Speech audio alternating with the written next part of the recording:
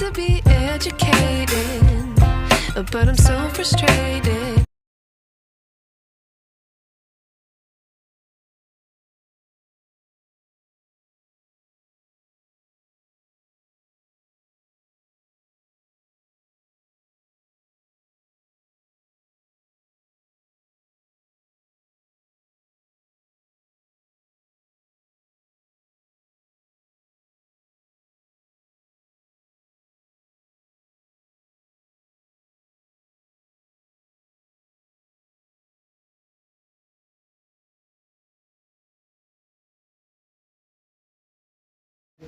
ಬಹಳ ಅಪರೂಪದ ಕಾರ್ಯಕ್ರಮ ಇವತ್ತಿಂದು. ಇದು ಸಾಹಿತ್ಯ ಅಕಾಡೆಮಿಯ ಕಾರ್ಯಕ್ರಮದ ರೂಪರೇಖೆ ಪ್ರಕಾರ ನಡೆದಂಥ ಕಾರ್ಯಕ್ರಮ. ಇಲ್ಲೇ ನಾನು ಹಿಂದಿನೂ ಬಲ್ಲವ, ಕನ್ನಡವನ್ನೂ ಬಲ್ಲವ, ಇತ್ಯಾದಿ ಇತ್ಯಾದಿ, ನನಗೂ ಬೇಡ ನಿಮಗೂ ಬೇಡ.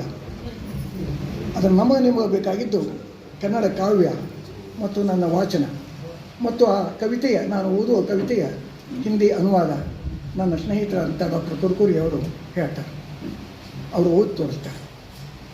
ಓದುವಾಗ ತಮ್ಮ ಅನುಭವಗಳನ್ನು ಅವ್ರ ನಡುವೆ ನಿವೇದಿಸ್ತಾರೆ. ನಮ್ಮ ಕನ್ನಡಿಗರಿಗೆ ಒಂದು ದೊಡ್ಡ ಸ್ವಭಾವ ಅಂದರೆ ನಾವು ಕಥೆಗಾರರು. ಮುಖ್ಯವಾಗಿ ನಾವು ಏನು ಹೇಳಿದ್ರು ಕತೆ ಹೇಳಿದಂಗೆ ಹೇಳ್ತೀವಿ, ಹಾಡು ಹಾಡಿದ್ರೂ ಕತೆ ಹಾಡಿದಂಗೆ ಹೇಳ್ತಿರ್ತೀವಿ ನಾವು. ನಮಗೆ ಆಯ್ಕೆ ಮತ್ತು ಸಂಕ್ಷಿಪ್ತೀಕರಣ ದೂರ.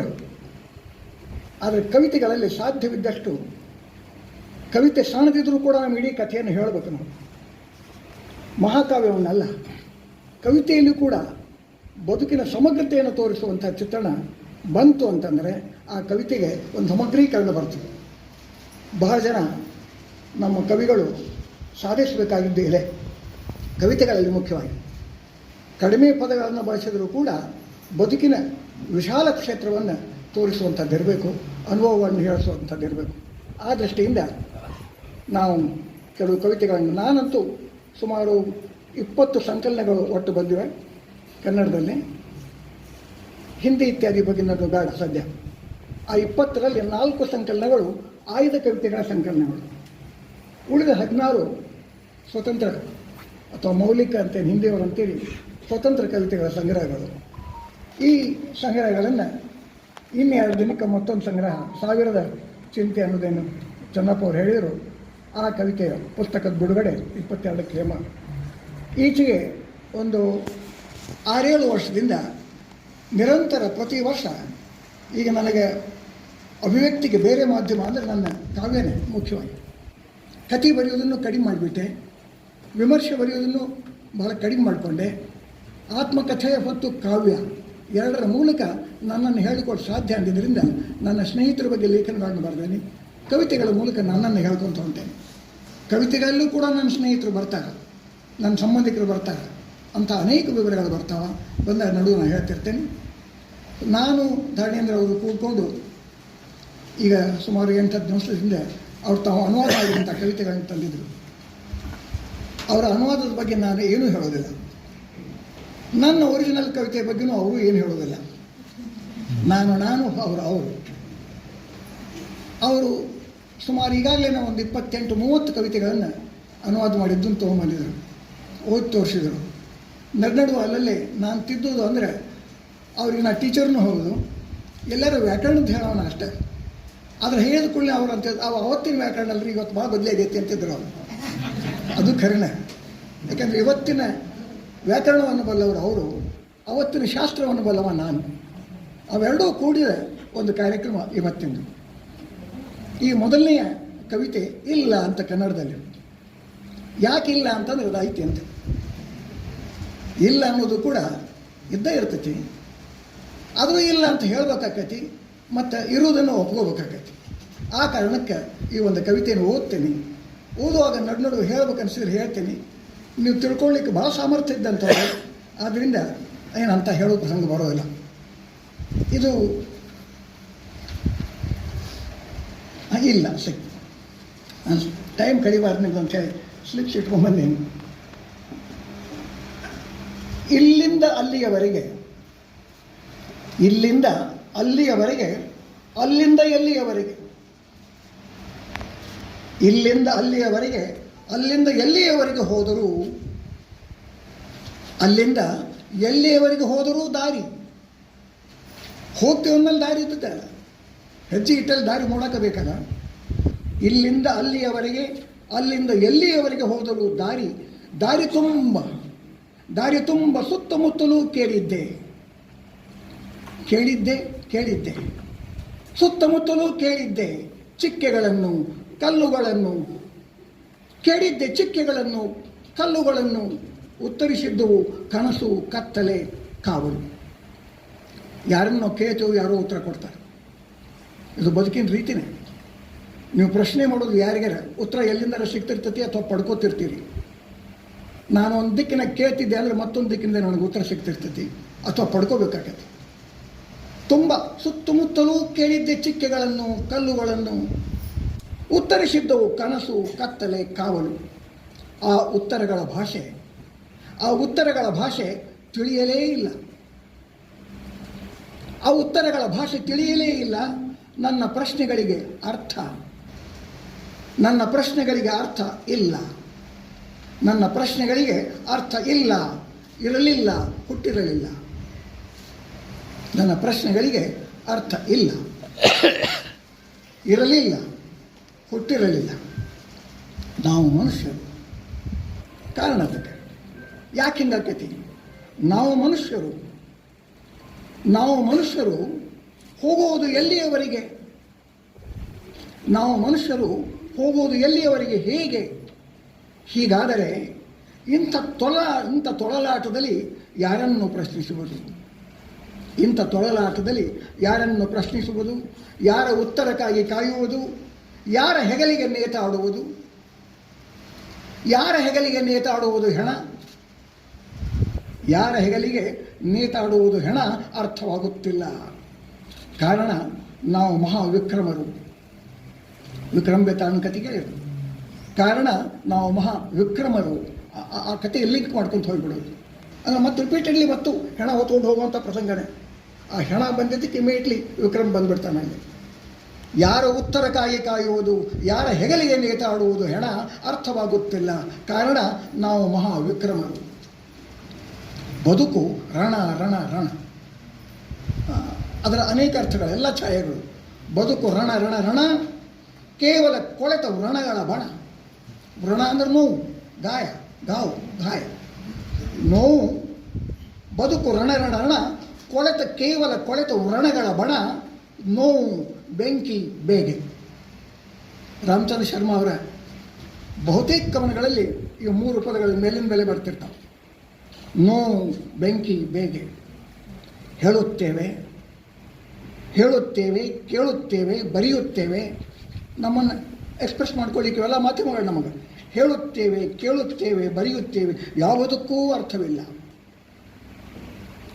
ಯಾವುದಕ್ಕೂ ಅರ್ಥವಿಲ್ಲದಿದ್ದರೆ ಇಲ್ಲಿ ವಿಚಿತ್ರ ಪ್ರಪಂಚದಲ್ಲಿ ಅರ್ಥ ಇರದಿರುವಿಕೆಯೇ ಮಹಾಗೂಢಾತಿಗೂಢ ಅರ್ಥ ಇರದಿರುವಿಕೆಯೇ ಮಹಾಗೂಢಾತಿಗೂಢ ಅರ್ಥ ಗುಂಬ ಕೋಶ ಇರಬಹುದು ಅಲ್ಲವೇ? ಎಲ್ಲದಕ್ಕೂ ಮೂಲ ಆಕಾಶ, ಶೂನ್ಯ. ಎಲ್ಲದಕ್ಕೂ ಮೂಲ ಆಕಾಶ, ಶೂನ್ಯ. ನಾ ಹೇಳ್ತಾ ಇದ್ದೀನಿ, ಹೊಳೆಯುತ್ತಿಲ್ಲ ಏನೂ ಈಗ.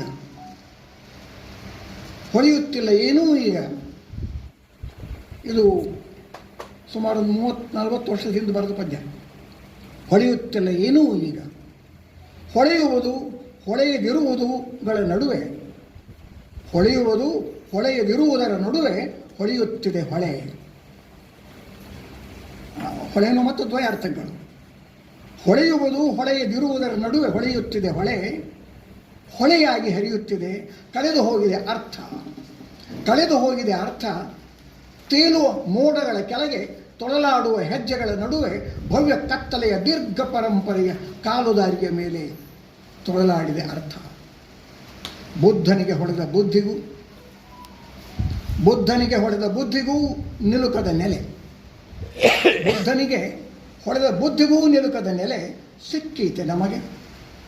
ಸಿಕ್ಕಿತೆ ನಮಗೆ ಇಲ್ಲ.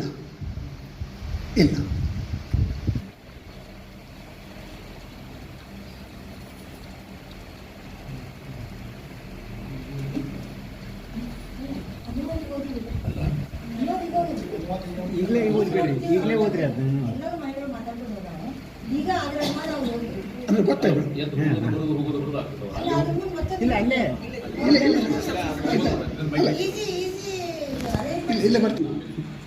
ಆಮೇಲೆ ಮಾತಾಡ್ತೀರಾ?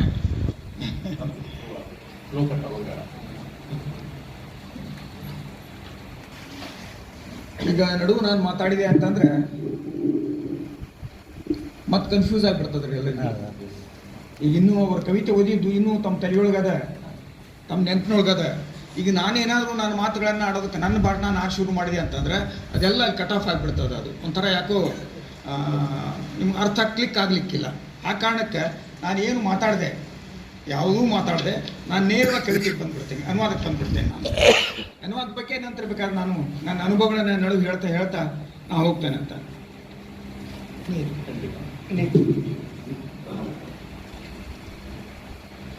ನಾನು ಬಹಳ ಹಳೆ ಕಾಲದಲ್ಲೇ ಅನುವಾದ ಮಾಡಿದ್ರಿ. ಇದು ಬಹುಶಃ 94-95ನೇ ಇಸ್ವಿಯಲ್ಲೇ ನಾನು ಅನುವಾದ ಮಾಡಿದ್ದು. ಆಜ್ಕಿ ಕನ್ನಡ ಕವಿತಾ ಅಂತನ್ನುವಂಥ ಒಂದು ಸಂಗ್ರಹದಲ್ಲೇ ಇದನ್ನು ಸಂಗ್ರಹ ಮಾಡಿದ್ದೆ. ಆವಾಗ ಕಣ್ವಿಯವರು ಮತ್ತು ಶಿವರುದ್ರಪ್ಪನವ್ರನ್ನ ಹಿಡ್ಕೊಂಡು ಪ್ರಜ್ಞಾ ಮತ್ತಿಹಳ್ಳಿವರೆಗೆ 32 ಕವಿಗಳನ್ನು ಆಯ್ಕೆ ಮಾಡಿಕೊಂಡು 2-3 ಕವಿತೆಗಳನ್ನು ಅನುವಾದ ಮಾಡಿದ್ದೆ. ಅದಕ್ಕೂ ಪ್ರಶಸ್ತಿ ಬಂದಿತ್ತು.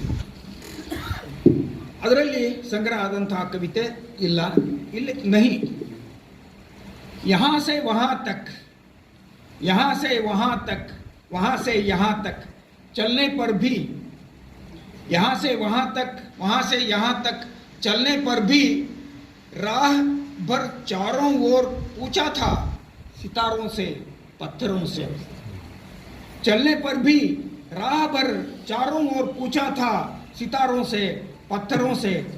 उत्तर ये सपने अंधेरे घने, उत्तर ये सपने अंधेरे घने, उन उत्तर की भाषा समझ में आई ही नहीं, उन उत्तर की भाषा समझ में आई ही नहीं।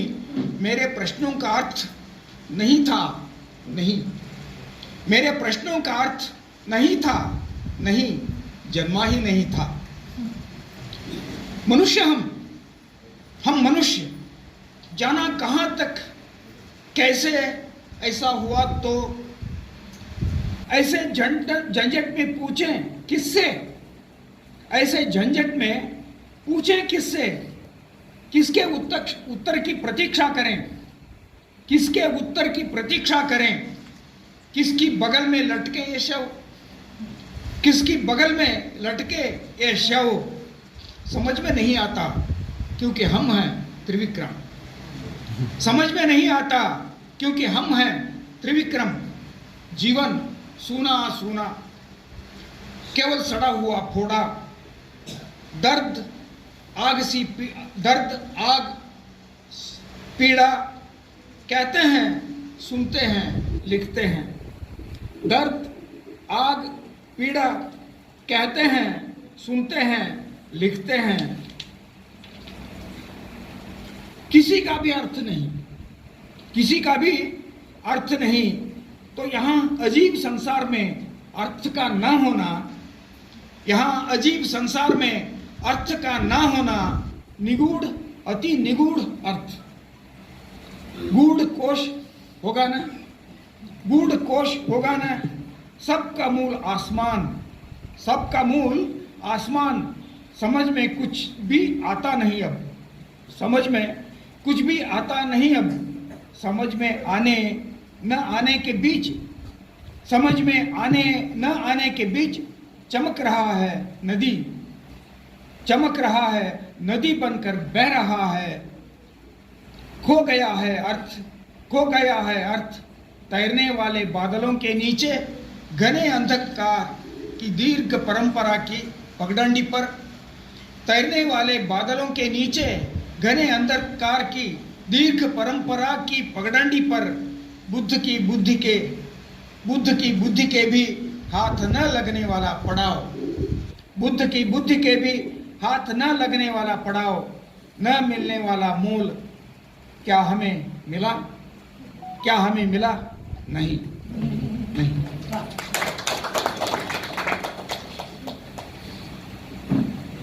ಒಂದು ಎಕ್ಸ್ಕ್ಯೂಸ್ ಮೀ, ಹೊಳೆ ಅದು ದ್ವಂದ್ವ ಅರ್ಥ. ಅಲ್ಲ, ಒಂದು ಹಾ, ಶ್ರೇಷ್ಠ ನಾನು ಹೇಳ್ತೇನೆ, ಅದ್ರ ಬಗ್ಗೆ ಹೇಳ್ತೇನೆ ನಾನು. ಇಲ್ಲೇ ಇಂಥ ಕವಿತೆಗಳನ್ನು ಅನುವಾದ ಮಾಡೋದು ಬಹಳ ಕಷ್ಟದ ಕೆಲಸ, ಬಹಳ ಕಷ್ಟದ ಕೆಲಸ. ಇಲ್ಲೇ ಹೊಳೆ ಎರಡು ಅರ್ಥ ಅಲ್ಲ, ಶೈನಿಂಗ್ ಆಯ್ತು, ಅದೇ ಬಂತು ಆಲೋಚನೆ ಅಲ್ಲ. ಅದನ್ನೇ ನಾನು ಹೆಂಗೆ ಮಾಡೀನಿ ಅಂದ್ರೆ ಚಮಕ್ ರಹಾ ಹೇ ಮತ್ತು ನದಿಯಲ್ಲಿ ಎರಡು ಶಬ್ದ ಹಾಕ್ಯಾನೆ. ಇಲ್ಲಿ ಹಾಕ್ಬೋದು, ಇಂತಲ್ಲಿ ಹಾಕ್ಬೋದು, ಇದನ್ನು ಮಾಡಬಹುದು. ಇನ್ನೊಂದು ನಿಮ್ಮದೇ ಹೇಳ್ಬಿಡ್ತೇನೆ, ನಿಮ್ಗೆ ಸಂಬಂಧಪಟ್ಟದ್ದು ಹೇಳ್ಬಿಡ್ತೇನೆ ನಾನು. ಬೇಂದ್ರೆ ಒಂದು ಕವಿತೆ, ಮರ್ಯಾದೆ ಅನ್ನುವಂಥ ಕವಿತೆ. ಅದು ನಡೀಲಿಕ್ಕೆ ಬರವಲ್ದು, ಅದು ನಮ್ಮ ಊರೊಳಗೆ ಬರ್ದಿದ್ರೆ ಅದು ಆಕಸ್ಮಿಕ ಆಯಿತು. ನಡೀಲಿಕ್ಕೆ ಬರವಲ್ದು ಒಂದು ಸಾಲು ಅಂತ ಐಫನ್ ರಿಕ್ಷಾದೊಳಗೆ ಹೋಗಿದ್ದೆ. ನಡೀಲಿಕ್ಕೆ ಬರವಲ್ದು ಅಂತ ರಿಕ್ಷಾದೊಳಗೆ ಹೋಗಿದ್ದೆ. ಇದನ್ನ ಹೆಂಗೆ ಅನುವಾದ ಮಾಡ್ತೀರಿ? ಹಾ ಅಲ್ಲ, ಎರಡೂ ಶಬ್ದಗಳನ್ನು ಹೊಡೆದ್ರಿ ಅಂತಂದ್ರೆ ಒಂದು ಅರ್ಥ, ಎರಡನ್ನೂ ಸೇರಿಸಿದ್ರಿ ಅಂದ್ರೆ ಒಂದು ಅರ್ಥ. ಇಂಥವನ್ನ ಅನುವಾದ ಮಾಡೋದು ಭಾಳ ಕಷ್ಟ. ಅದಕ್ಕೆ ನಾನು ಹೇಳ್ತಾ ಇರ್ತೇನೆ, ನಾನು ಕಂಡದ್ದನ್ನೆಲ್ಲ ಅನುವಾದ ಮಾಡ್ತೇನೆ ಅನ್ನುವಂಥ ದುರಹಂಕಾರ ನನಗೆ ಸಾಧ್ಯವೂ ಇಲ್ಲ. ಇಲ್ಲೇ ನೀವು ಹೇಳ್ದಂಗೆ ಆ ಎರಡು ಅರ್ಥ ಬರೋ ರೀತಿಯೊಳಗೆ ಚಮಕ್ ಅನ್ನೋದನ್ನು ಮತ್ತು ನದಿ ಅನ್ನೋ ಎರಡು ಶಬ್ದಗಳನ್ನು ಬಳಸಿ ನಾನು ಅದನ್ನು ಸರಳೀಕರಿಸ್ಕೊಂಡೇನೆ. ಮತ್ತಿದು ನಮ್ಗೆ ಅನಿವಾರ್ಯ ಆಯಿತು. ಇಲ್ಲ ಅಲ್ಲ, ಚರ್ಚೆ ಬೇಕು. ಅಲ್ಲ ಅಂದ್ರೆ ನಾ ಇಷ್ಟು ಹೇಳಿದೆ.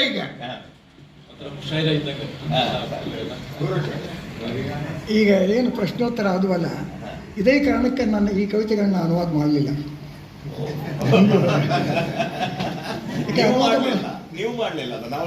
ಅದಕ್ಕೇನೆ ಅವ್ರು ಇಂಥವ್ರೆಲ್ಲ ಗೆಳೆಯರು ಮಾಡ್ತಾರೆ ಅಂತ ಹೇಳಿ ನಾ ಮಾಡಕ್ಕೆ ಹೋಗಲಿಲ್ಲ. ನಾನು ಒಂದು ವೇಳೆ ಮಾಡಕ್ಕೆ ಹೊಂಟಿದ್ದೆ ಅಂತಂದ್ರೆ ಮತ್ತೊಂದೆರಡು ಬೇರೆನೇ ಕವಿತಾ ಬರೆದು ಬಿಟ್ಟಿರ್ತಿದ್ದೆ. ಹೀಗಾಗಿ ನಾವು ಮಾಡ್ಲಿಕ್ಕೆ ಹೋಗಲಿಲ್ಲ. ಈಗ ಎರಡನೇ ಪದ್ಯ ಗೊಂಬೆ, ಸರಿಯಲ್ಲ? ಗೊಂಬೆ ಅಂತ.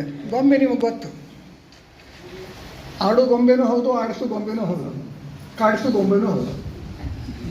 ಗೊಂಬೆ ಮಾಡದೇ ಇರೋ ಕೆಲಸನೇ ಇಲ್ಲ.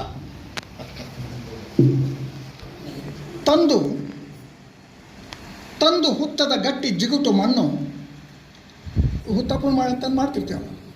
ತಂದು ಹುತ್ತದ ಗಟ್ಟಿ ಜಿಗುಟು ಮಣ್ಣು ಮಿದ್ದಿ ಬಲು ಮುದ್ದಿನಿಂದ ಹಂಬಲಿಸಿ ಬಯಸಿ ಕೊಟ್ಟೆ. ಮಿದ್ದಿ ಬಲು ಮುದ್ದಿನಿಂದ ಹಂಬಲಿಸಿ ಬಯಸಿ ಕೊಟ್ಟೆ. ಆಕಾರ ಒಂದೇನೋ ಮಾಡಿದೆ, ಅದಕ್ಕೊಂದು ಆಕಾರ ಕೊಟ್ಟೆ. ಮುದ್ರಿಸಿದೆ. ಏನೇನು ಮಾಡಿದೆ ಆಕಾರ? ಮುದ್ರಿಸಿದೆ ಮುಖ, ಮೈ, ಕಣ್ಣು. ಮುದ್ರಿಸಿದೆ ಮುಖ, ಮೈ, ಕಣ್ಣು. ನಿದ್ರಿಸಿದ ಮೈ ತುಂಬ ಸದಾಚಾರದ ಉಡುಪು. ನಿದ್ರಿಸಿದ ಮೈ ತುಂಬ ಸದಾಚಾರದ ಉಡುಪು. ತಲೆ ತುಂಬ ಯೋಚನೆಯ ಜುಡುಪು. ಎದೆಯೊಳಗೆ ಸಂವಾದದ ಒಡಪು. ಪ್ರೀತಿ ಕಾರಾಗಾರ.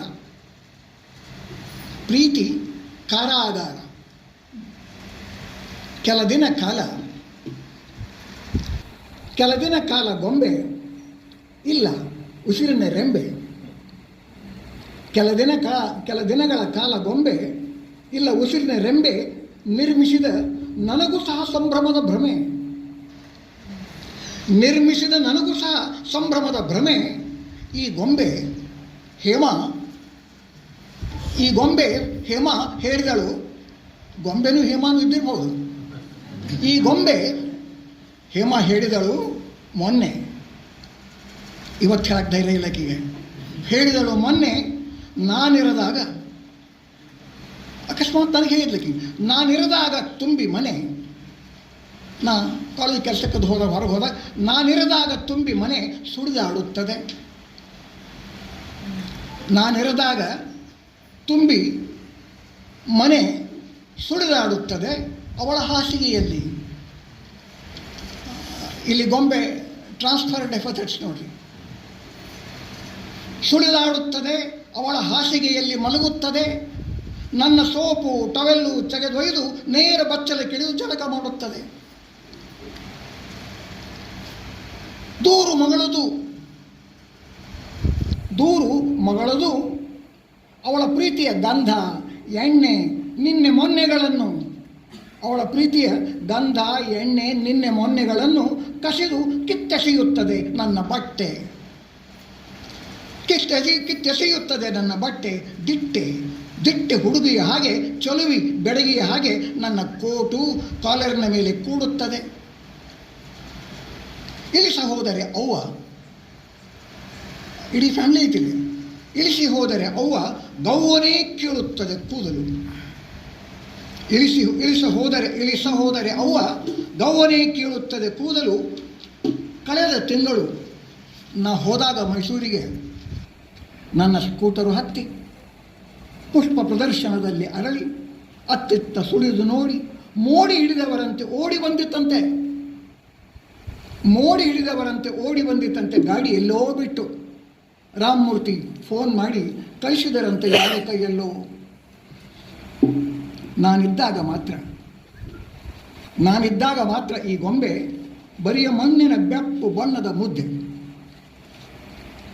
ನಾನಿಲ್ಲದೆ ಇದ್ದಾಗ ಇದೆಲ್ಲ ಮಾಡೋದು ಆಟ. ನಾನಿದ್ದಾಗ ಮಾತ್ರ ಈ ಗೊಂಬೆ ಬರಿಯ ಮಣ್ಣಿನ ಬೆಪ್ಪು ಬಣ್ಣದ ಮುದ್ದೆ. ನಡೆದರು, ನಿಂತರು, ಬಿದ್ದರು, ಎದ್ದರು, ಕೇವಲ ನಿದ್ದೆ. ನನ್ನ ಪ್ರತಿಕೃತಿ ನನಗೆ ಮಂಪರು ಸ್ಥಿತಿ. ನಿದ್ದೆ ಅಪಹರಿಸಿರುವ ಕಾಟ. ಪ್ರಶ್ನೆ ಈಗೇನು? ಪ್ರಶ್ನೆ ತಿಳಿಯುವ ಕುತೂಹಲ, ತಿಳಿದಾಗ ಭಯ. ಹಂಬಲಿಸಿ ಹತ್ತಿರ ಹೋದೆ, ಕೇಳಿದೆ, ಯಾರು ನೀ, ಯಾಕೆ? ಪ್ರಯತ್ನ ಮಾಡಿ ಕೇಳಿದೆ ಒಂಥರ, ಯಾರು ನೀ, ಯಾಕೆ? ನಸು ನಕ್ಕು ನಾಟಕ, ಅದೇ ಅದ್ರ ಉತ್ತರ. ನಸು ನಕ್ಕು ನಾಟಕ, ಕಾವ್ಯ. ಒಮ್ಮೊಮ್ಮೆ ನಾಟಕ ಮಾಡ್ತೈತಿ, ಒಮ್ಮೊಮ್ಮೆ ಕಾವ್ಯ ಮಾಡ್ತೈತಿ. ಕಾವ್ಯ ಏನು ಮಾಡ್ತು? ಹೊತ್ತಾಗಿದೆ, ಮೋಡದಂಚಲ್ಲಿ ಕಾದಿದೆ ಮಿಂಚು. ಯಾಕೆ ಯೋಚನೆ ಸಂಚು? ನನ್ನ ಕೇಳ್ತಾ ಇದೆ, ಯಾಕೆ ಯೋಚನೆ ಸಂಚು? ಬೆಳಕಿನಲ್ಲಿ ಚಾಚಿದೆ ಮುಖ,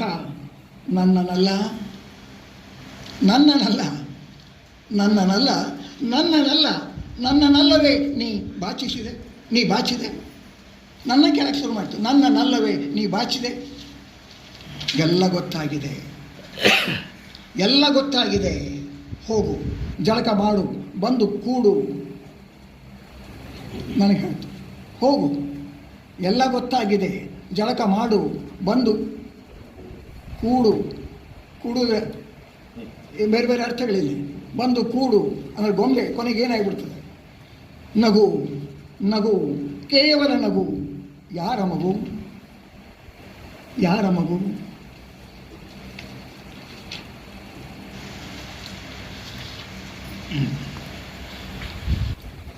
ಗುಡಿಯಾ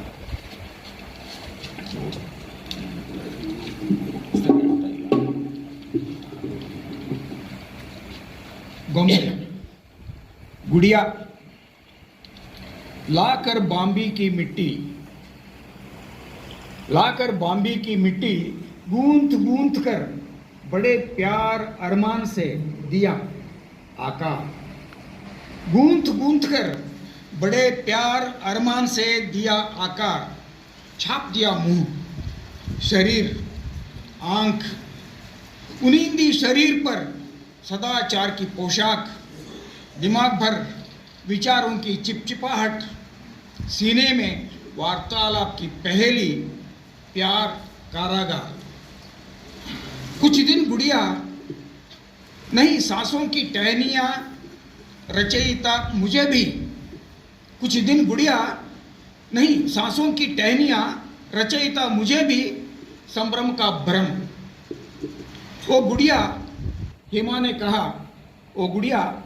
ने कहा परसों मेरी गैर हाजिरी में घर भर टहलती है, उसके बिस्तर में सोती है, मेरा साबुन तौलिया ले जाकर सीधा हमाम में घुसकर नहाती है. शिकायत बेटी की भी उसकी प्यारी सुगंधित तेल कल परसों को छीन कर फेंक देती है. मेरे कपड़े धीरज वाली लड़की सी, खूबसूरती चमक छल्लो सी मेरी कोट कॉलर पर बैठती है. उतारने लगती है माँ तो झट से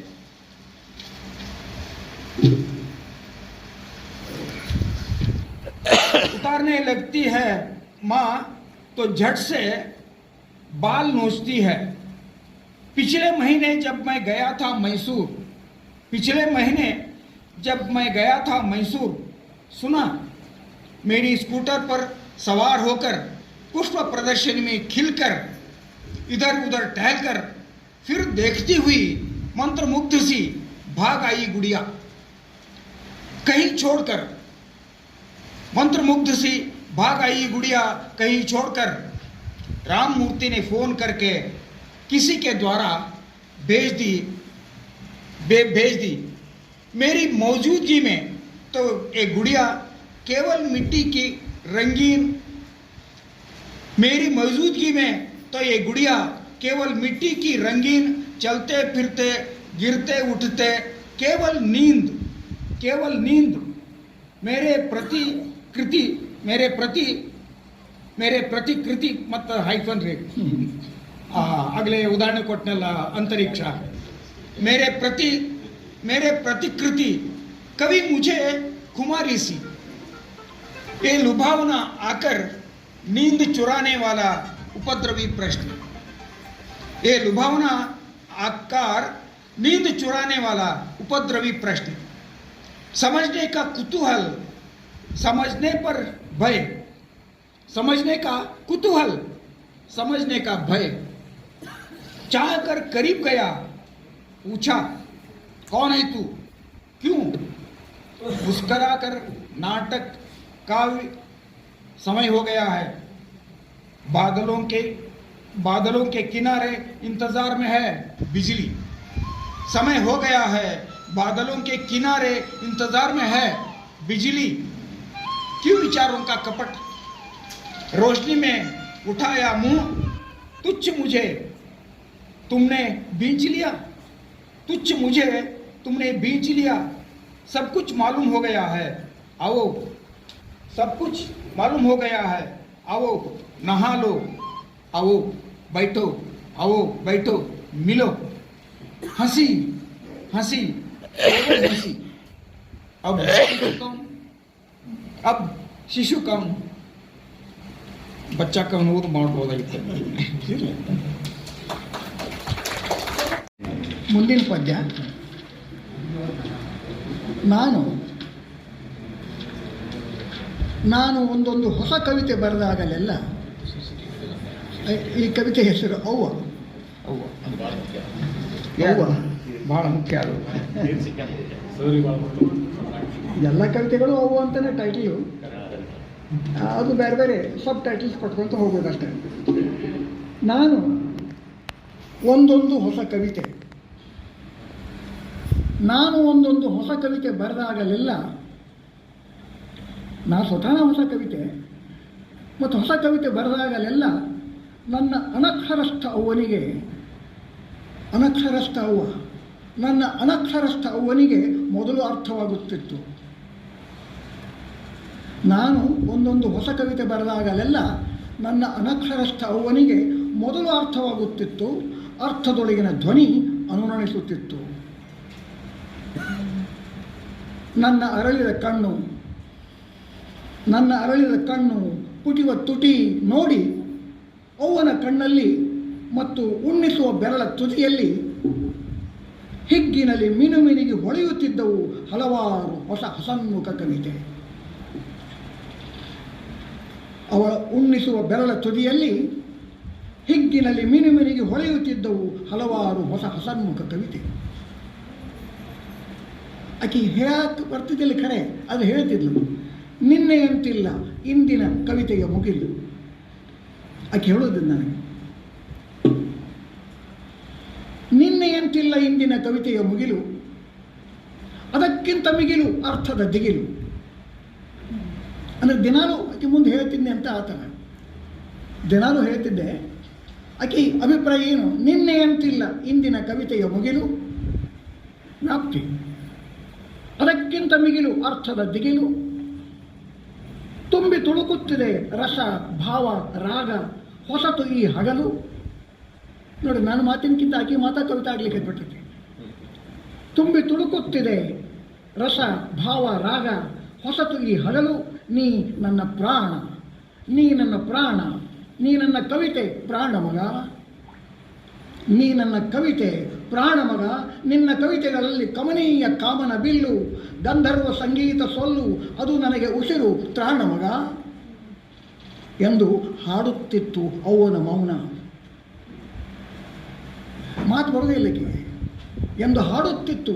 ಹಾಡುವುದು ಮತ್ತು ಮೌನ, ಮೌನ ಕೂಡ even the silence can sing, and silence always sings so beautifully we can't hear it because we hear more. ಅದು ಉಸಿರು ತ್ರಾಣ ಮಗ ಎಂದು ಹಾಡುತ್ತಿತ್ತು ಅವನ ಮೌನ ಮುಗುಳ್ನಗೆ, ಮೌನ ಮುಗುಳ್ನಗೆ. ನನ್ನವ್ವ ಬೆಡಗು ಪವಾಡ ಚಮತ್ಕಾರ, ಬೆಡಗು ಪವಾಡ ಚಮತ್ಕಾರ. ಈಗ ಸದಾಕಾಲ ಮಗ್ಗುಲಲ್ಲಿ ನಲಿವ ನವಿಲು. ಅವು ಇಲ್ಲ, ಅದು ಈಗ ಸದಾಕಾಲ ಮಗ್ಗುಲಲ್ಲಿ ನಲಿವ ನವಿಲು ಈ ಅಕ್ಷರಸ್ಥ ಪತ್ನಿ. ಅನಕ್ಷರಸ್ಥ ಅವು ಇದ್ಲು. ಈಗ ಸದಾಕಾಲ ಮಗ್ಗುಲಲ್ಲಿ ನಲಿವ ನವಿಲು ಈ ಅಕ್ಷರಸ್ಥ ಪತ್ನಿಯಲ್ಲಿ ಹುಡುಕುತ್ತಿರುವೆ, ಈ ಅಕ್ಷರಸ್ಥ ಪತ್ನಿಯಲ್ಲಿ ಹುಡುಕುತ್ತಿರುವೆ, ಪಡೆದುಕೊಳ್ಳುತ್ತಿರುವೆ ಆ ಅವ್ವನನ್ನು.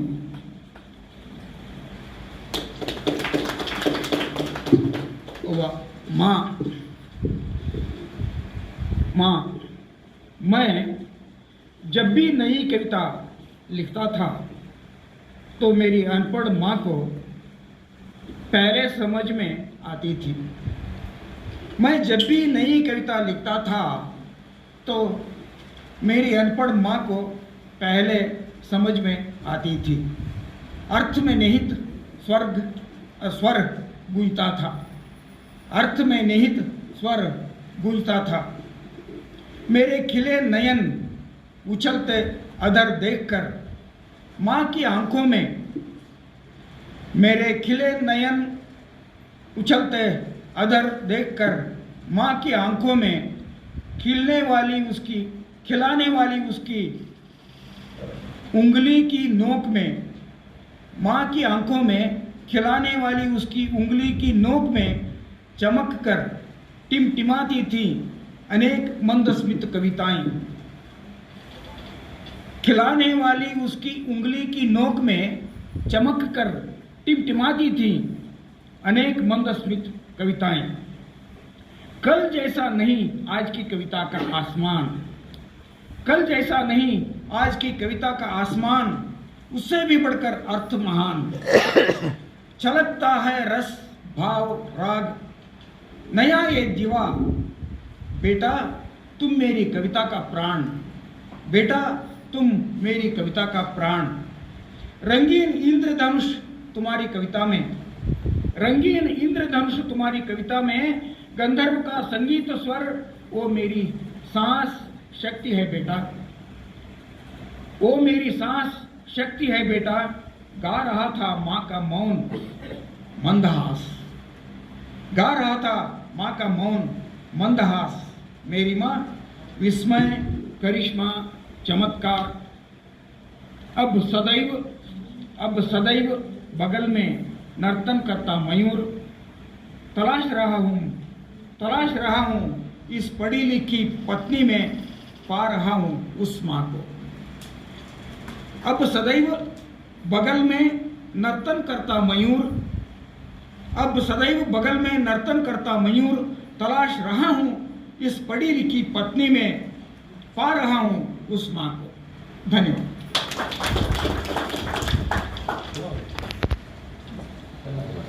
ಭ್ರಾಂತಿ ಅಂತ ಕವಿತೆ ಹೆಸರು.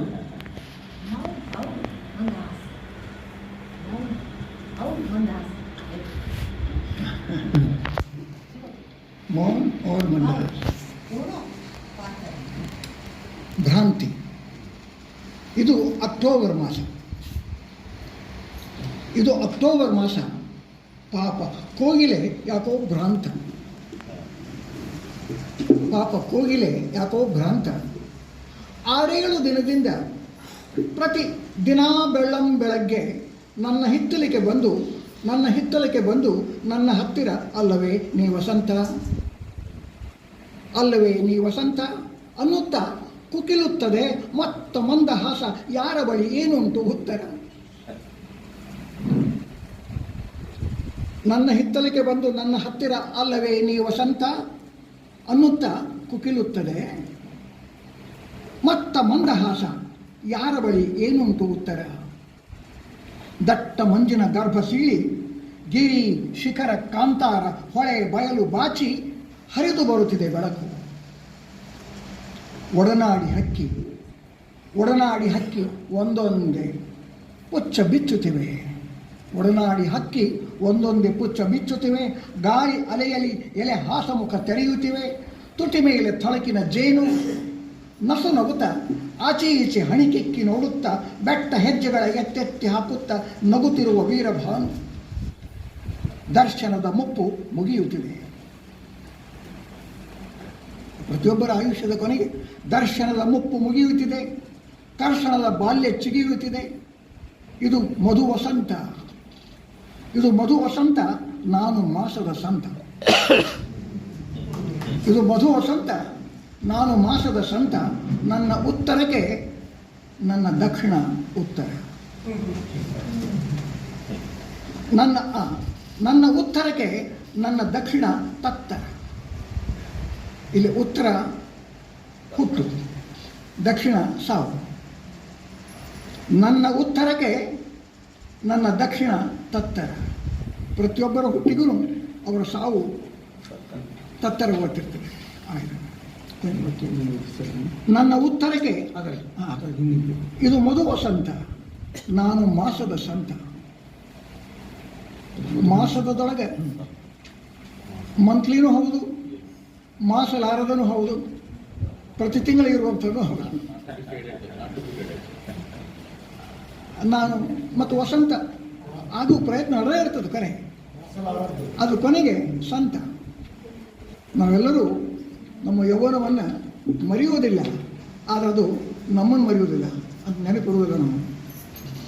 ನಾವು ಏನೇನು ಮಾಡಿದ್ದೀವಿ ಅನ್ನೋದು ಅದು ನೆನಪಿಟ್ಟಿರ್ತೈತಿ, ನಾವು ಮರಕ್ಕೆ ಎತ್ತು ಬಿಡ್ತೇವೆ. ನಾವು ಸಂತ ಆಗಿರ್ತೀವಿ. ಪ್ರತಿಯೊಬ್ಬ ಸಂತನ ಹಿಂದೆ ಒಂದು ವಸಂತ ಇದ್ದೇ ಇರ್ತದೆ.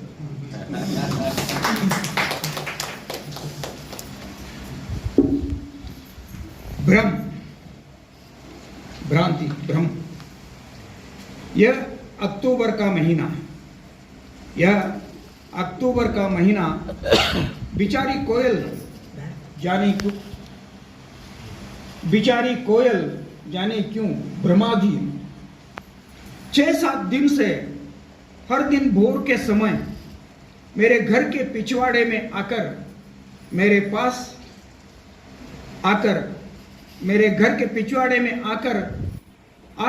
पास है न तू वसंत पूछती हुई कूकती है, फिर वही मंदहास, कौन सा उत्तर किसके पास? 6-7 दिन से हर दिन भोर के समय मेरे घर के पिछवाड़े में मेरे पास आकर है न तू वसंत पूछती हुई कूकती है, फिर वही मंदहास, कौन सा उत्तर किसके पास? कोहरे के गर्भ को चीर कर गिरी शिखर कानन नदी मैदान से आलिंगन करके बहकर आ रहा है आलोक। साथ वाला पंछी पंख खोल रहा है, पवन के लहरों में हास मुख खोल रहा है। अधरों पर चमकता मधु मुस्कुराते अगल बगल में झांकते हुए हंसता हुआ वीर भानु। दर्शन का वृद्धाप्य हो रहा समाप्त खिंचाव का हो रहा अंकुरित खिंचाव का बचपन। ये मधुमास का वसंत, मैं न फीका पड़ने वाला संत। ಅಲ್ಲಿ ಮಧು ಮಾಸ ಮಾಸೋದು ಅಲ್ಲೇ ಸ್ವಲ್ಪ ಶ್ಲೇಷಾರ್ಥ ಬರೋದ್ರಿಂದ ಅಲ್ಲಿ ಅನಿವಾರ್ಯ ನಾವು ಶಬ್ದಗಳನ್ನು ಬೇರೆ ಹಾಕ್ಕೊಂಡು ಅದನ್ನು ಬ್ಯಾಲೆನ್ಸ್ ಮಾಡ್ಕೊಳ್ಳೋದು. ಅದಕ್ಕೆ मधुमास का संत मैं न टीका पढ़ने वाला संत. मेरे उत्तर में मेरा दक्षिण, मेरे उत्तर में मेरा दक्षिण. ಕಂಪಿತ ಸಾರಿ ಕ್ಷಮ್ಸ್ರಿ, ಸ್ವಲ್ಪ ಕಣ್ಣು ಆಚೆ ಈಚೆ ಕಾಣಿಸ್ತಾವ. ವಯಸ್ಸಾಗಿ ಅವಕ್ಕೂ ಒಂದು 82-83 ವರ್ಷ ಹತ್ರ ಅವಕ್ಕೂ ನನ್ನಂಗನೆ. ಮೇರೆ ಉತ್ತರ ಮೇ ಮೇರಾ ದಕ್ಷಿಣ ಕಂಪಿತ್. ವೃದ್ಧರು, ಮುದುಕರು ಅಲ್ಲ, ವೃದ್ಧರು. ನಮ್ಮೊಡನಿಲ್ಲ ಮಕ್ಕಳು, ನಮ್ಮೊಡನಿಲ್ಲ ಮಕ್ಕಳು ದೇಶದಲ್ಲಿ. ಎಲ್ಲ ಕುಟುಂಬಗಳ ಕಥೆನೇ ಇದು. ನಮ್ಮೊಡನಿಲ್ಲ ಮಕ್ಕಳು ದೇಶದಲ್ಲಿ, ಮಗಳು ಮಲೇಷಿಯಾದಲ್ಲಿ, ಮಗನ ಅಮೇರಿಕೆಯಲ್ಲಿ. ಎಲ್ಲ ಬೇರೆ ಬೇರೆ. ನಮ್ಮೊಡನಿಲ್ಲ ಮಕ್ಕಳು ದೇಶದಲ್ಲಿ, ಮಗಳು ಮಲೇಷಿಯಾದಲ್ಲಿ, ಮಗನ ಅಮೇರಿಕೆಯಲ್ಲಿ. ವಯಸ್ಸಾಗಿದೆ, ಮನೆಯಲ್ಲಿ ಇಬ್ಬರೇ ಮುದುಕರು, ಮನೆಯಲ್ಲಿ ಇಬ್ಬರೇ ಮುದುಕರು. ಬಂಧು ಬಾಂಧವರೆಲ್ಲ ನಮ್ಮಂತೆ ಆಗಿರಬೇಕು, ಇಲ್ಲ ನೆಪವಿರಬೇಕು, ಇಲ್ಲ ನೆಪವಿರಬೇಕು. ಸುಳಿದಿಲ್ಲ ಫೋನು ಸಹ ಕಷ್ಟ, ಸುಳಿದಿಲ್ಲ ಫೋನು ಸಹ ಕಷ್ಟ. ಯಾರ್ದೂ ಫೋನ್ ಇಲ್ಲ, ಅವ್ರದ್ದು ಇಲ್ಲವೇ ಇಲ್ಲ. ಎಷ್ಟು ಜನರಿಗೆ ಕೆಲಸ ಕೊಟ್ಟಿದ್ದೆ, ಎಷ್ಟು ಜನರಿಗೆ ಕೆಲಸ ಕೊಟ್ಟಿದ್ದೆ, ನೀಡಿದ್ದೆ ಬದುಕು ಹಂಗಾಮಿನಲ್ಲಿ. ಏನೇನು ಮಾಡಿದ್ದೀವಿ ನಾವು ವಯಸ್ಸಿದ್ದಾಗ, ನೀನೇನು ಮಾಡಿದ್ದೀವಿ ಅನ್ನೋದು ಇನ್ವರ್ಟೆಡ್ ಕೋಮ. ಎಷ್ಟು ಜನರಿಗೆ ಕೆಲಸ ಕೊಟ್ಟಿದ್ದೆ, ನೀಡಿದ್ದೆ ಬದುಕು ಹಂಗಾಮಿನಲ್ಲಿ. ಎಲ್ಲಿರುವರೋ ಈಗ. ಈ ಬಿಲ್ಲು ತುಂಬುವುದಕ್ಕೂ ಬಿಲ್ಲು, ಈ ಬಿಲ್ಲು ತುಂಬುವುದಕ್ಕೂ ಬಿಲ್ಲು. ನಾನೇ ಹಿಡಿದು ನಡೆಯುತ್ತೇನೆ. ಪಾಪ ಕನಿಕರ ಪಡುತ್ತಾಳೆ ಮುದುಕಿ. ಇವನ ಹೋಗ್ಬೇಕಾಗ್ತಲ್ಪ ಬಿಲ್ ತುಂಬಕ್ಕೆ. ಪಾಪ ಕನಿಕರ ಪಡುತ್ತಾಳೆ ಮುದುಕಿ. ಮನೆಗೆ ಮರಳುವ ತನಕ ಬಾಗಿಲಲ್ಲೇ ಕೂತು ಕಾಯುತ್ತಾಳೆ. ದಣಿದು ಬಂದಾಗ ಕನವರಿಕೆ ತನ್ನಷ್ಟಕ್ಕೆ, ನನಗೂ ಅವಳಿಗೂ ದಣಿದು ಬಂದಾಗ ಕನವರಿಕೆ ತನ್ನಷ್ಟಕ್ಕೆ. ಮಕ್ಕಳಿದ್ದಾಗ ಎಲ್ಲ ಸುರುಳೀತ, ಮಕ್ಕಳಿದ್ದಾಗ ಎಲ್ಲ ಸುರುಳೀತ. ಕಣ್ಣಲ್ಲಿ ನೀರು, ನೆನೆಸ್ಕೊಂಡು ಕಣ್ಣಲ್ಲಿ ನೀರು. ಸುಮ್ಮನೆ ಹಾಸಿಗೆ ಎಡೆಗೆ ಇರಲಿ ಸಮಾಧಾನ ವಿಶ್ರಾಂತಿ. ನಾವು ಸೃಜಿಸಿದ ಕವಿತೆ, ಸಮಾಧಾನ ಹೇಳ್ತೀನಿ ಆಕೆ, ನಾವು ಸೃಜಿಸಿದ ಕವಿತೆ ಇಲ್ಲವೇ ಜೊತೆಗೆ? ನಾವು ಸೃಜಿಸಿದ ಕವಿತೆ ಇಲ್ಲವೇ ಜೊತೆಗೆ? ನಮ್ಮ ಪಾಲಿಗೆ, ನೆಮ್ಮದಿಗೆ. ಅವೇ ನಮ್ಮ ಮಕ್ಕಳು, ನಾವು ಬರೆದಿದ್ದು. They are our own creations. ಅವು ಕ್ರಿಯೇಷನ್ಸ್ ಅಲ್ಲ, ಕ್ರೀಚರ್ಸ್, ಕ್ರಿಯೇಷನ್ಸ್. ನಾವು ಸೃಜಿಸಿದ ಕವಿತೆ ಇಲ್ಲವೇ ಜೊತೆಗೆ? ನಮ್ಮ ಪಾಲಿಗೆ, ನೆಮ್ಮದಿಗೆ. ನೋಡುತ್ತೇನೆ ನಿಧಾನ ಮೇಜಿನ ಮೇಲೆ, ನೋಡುತ್ತೇನೆ ನಿಧಾನ ಮೇಜಿನ ಮೇಲೆ ಬಿಚ್ಚು ಒಂದೊಂದೇ ಪುಸ್ತಕದ ಕಟ್ಟು. ಎಲ್ಲಿ ಅವಿತಿವೆ ನನ್ನ ಎಷ್ಟೊಂದು ಕವಿತೆ, ಎಲ್ಲಿ ಅವಿತಿವೆ ನನ್ನ ಎಷ್ಟೊಂದು ಕವಿತೆ. ಬರೆದಿದ್ದೆ, ಸೃಜಿಸಿದ್ದೆ, ರಕ್ಷಿಸಿದ್ದೆ, ಇಂದು ನಮ್ಮೊಡನಿಲ್ಲ. ನಮ್ಮ ಪಬ್ಲಿಕೇಶನ್ಸ್, ನಮ್ಮ ಬುಕ್ಸ್ ಯಾವ ನಮ್ಮೊಡನೆ ಇರೋದಿಲ್ಲ, ಇಂದು ನಮ್ಮೊಡನಿಲ್ಲ. ಎಲ್ಲೋ ಯಾತ್ರೆ ಹೋಗಿರಬೇಕು, ಎಲ್ಲೋ ಯಾತ್ರೆ ಹೋಗಿರಬೇಕು. ವಯಸ್ಸಾಗಿದೆ ಪಾಪ ಕವಿತೆಗೂ.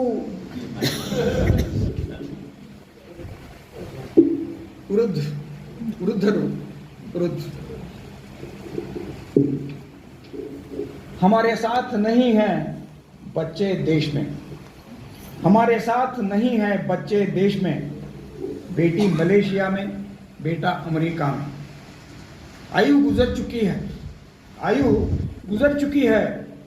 घर में दोनों दंपति वृद्ध. सगे संबंधी हमारी तरह बन गए होंगे या बहाना होगा. आए ही नहीं, फोन संपर्क भी नहीं. मुश्किल. बन गए होंगे या बहाना होगा. आए ही नहीं, फोन संपर्क भी नहीं. मुश्किल. जाने कितने लोगों को काम दिया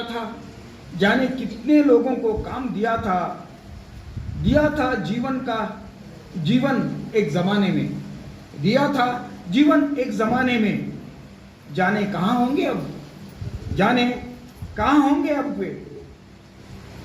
यह वह बिल भरने के लिए भी धनुष मैं ही लेकर चलता हूँ। ಇಲ್ಲಿ ಬಿಲ್ಲು ಎರಡು ಅರ್ಥ ಆಗ್ತದೆ ಕನ್ನಡದಲ್ಲೇ. ಈಗ ಅದನ್ನು ನಾವು ಹಿಂದಿಯಲ್ಲಿ ಮಾಡಬೇಕಾದಾಗ ನಾವು ಕಾಂಪ್ರಮೈಸ್, ಒಂದು ರೀತಿ ಒಪ್ಪಂದ ನಮಗೆ ಅನಿವಾರ್ಯ ಆಗ್ತದೆ. ಅದಕ್ಕೆ ಇಲ್ಲೇ ಬಿಲ್ಲು ಮತ್ತು ಧನುಷ ಎರಡನ್ನು, ಬಿಲ್ಲು ನಮ್ಮ ಇಂಗ್ಲಿಷ್ ಬಿಲ್ಲು, ಧನುಷ್. हाँ, ये वह बिल भरने के लिए भी धनुष मैं ही लेकर चलता हूँ। बिचारी तरस खाती है बुढ़िया, बिचारी तरस खाती है बुढ़िया, लौटने तक घर के दरवाजे पर ही बैठकर करती है इंतजार। थक कर आता हूँ तो अपने में बड़बड़ाती है। थक कर आता हूँ तो अपने में बड़बड़ाती है। जब थे बच्चे सब ठीक ठाक, जब थे बच्चे सब ठीक ठाक, आंखों में आंसू चुपचाप बिस्तर की ओर, रहे तसल्ली विश्राम। हमारी सृष्टि कविता है न साथ, हमारी सृष्टि कविता है न साथ, हमारे हिस्से में सुकून के लिए। देखता हूँ धीरे से मेज पर खोल कर एक एक पुस्तक की गठरी, सभी छुप गई हैं, कितनी ही मेरी कविताएं, सभी छुप गई हैं, कितनी ही मेरी कविताएं लिखी थी, रची थी, रक्षा की थी, आज हमारे साथ नहीं, कहीं यात्रा पर गई होंगी, उनकी भी आयु बीत चुकी है, कहीं यात्रा पर गई होंगी, उनकी भी आयु बीत चुकी है।